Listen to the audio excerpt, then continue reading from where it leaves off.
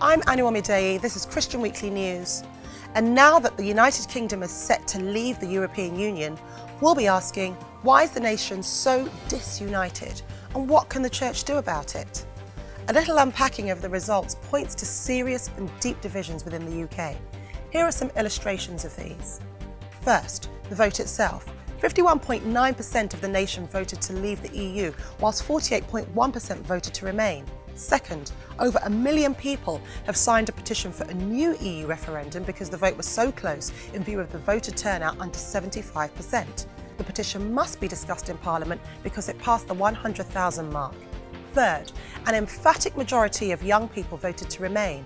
For example, 73% of people between the ages of 18 to 24 opted to stay in, whilst a majority of older generations voted leave, including 60% of over 65-year-olds.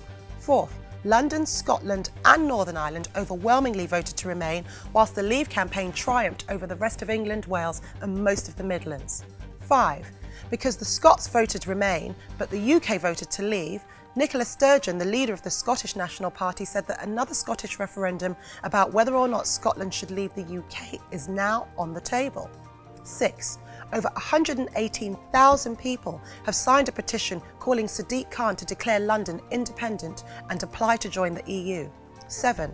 Metropolis cities such as Manchester and Liverpool had majorities that voted remain, whilst regions with less multiculturalism voted leave. 8. There are major divisions within the government. With David Cameron resigning, the race is on to replace his position. The open wounds in the Conservative Party between those who campaigned to leave and those who campaigned to remain will play out in that race. 9. The Labour Party is also divided as criticism that Jeremy Corbyn was lukewarm and ineffective in his leadership during the campaign has led to a call for a vote of no confidence. 10. The Brexiteers are divided. Nigel Farage, the leader of the UK Independence Party, has reacted with fury after Vote Leave said it would exclude him from a cross-party committee which will negotiate Britain's exit from the EU.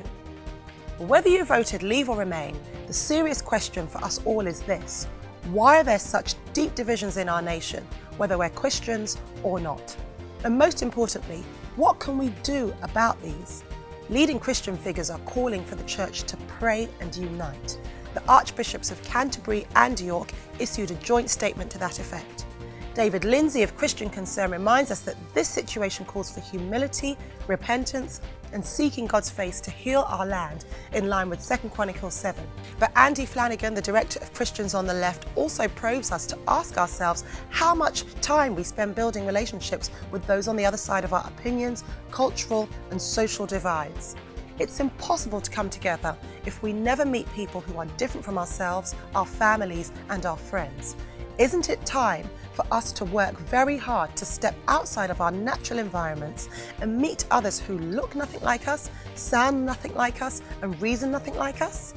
Finally, Mr. Flanagan, also a singer-songwriter, has written a new hymn suitable for Brexit alongside worship leader Noel Robinson and Reverend Graham Hunter, which can be sung to the tune of Abide With Me. Each verse ends with the words, transform, revive and heal society. I'm Aniwamidei and this is Christian Weekly News.